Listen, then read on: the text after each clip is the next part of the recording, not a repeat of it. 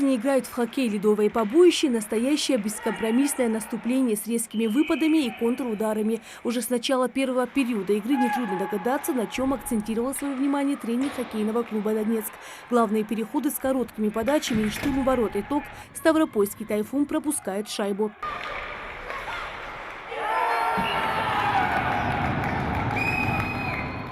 Среди всех возрастных групп игроков второго первенства ЮФО и СКФО есть и те, кто вышел на лед совсем недавно, но уже сумели твердо заявить о себе в мире хоккея.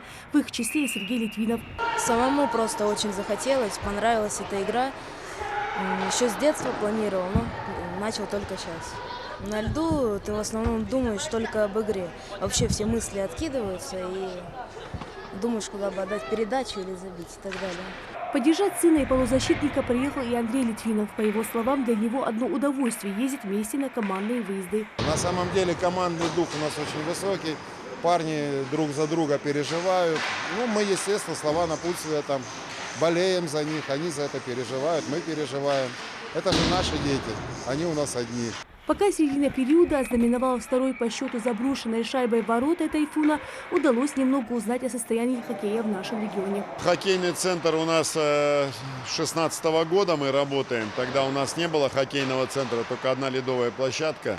На сегодняшний день у нас уже 2 ледовые площадки, хорошие условия созданы для развития хоккея. И, конечно, мы в этом направлении работаем, чтобы наши команды росли и побеждали на турнирах. И я думаю, что не за горами то время, когда вот эти ребята, которые сейчас подрастающее поколение, они себя проявят и покажут. По словам Исы Цычоева, во время многих спортивных выступлений случаются недопонимания, словесные перепалки, порой и драки. Несведущему зрителю на первый взгляд может показаться все это неспортивным поведением.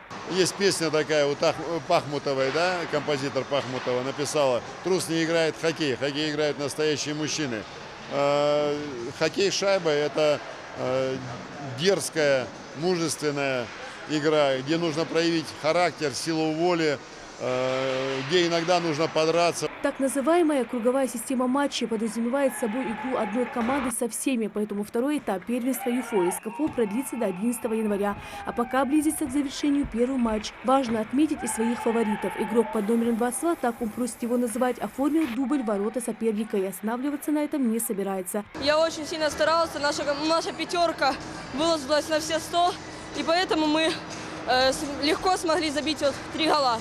Это не только я забил, это вся наша команда, пятерка, так как мы единое целое, наша семья. Ледовый дворец, оживленный сегодня настоящими асами на коньках, примет на своей арене местный хоккейный клуб «Эрзи». Пока ребята заняты подготовкой и планом игры. Лида Цычоева, Адам Мережков, Магомед Дидигов, Новости 24.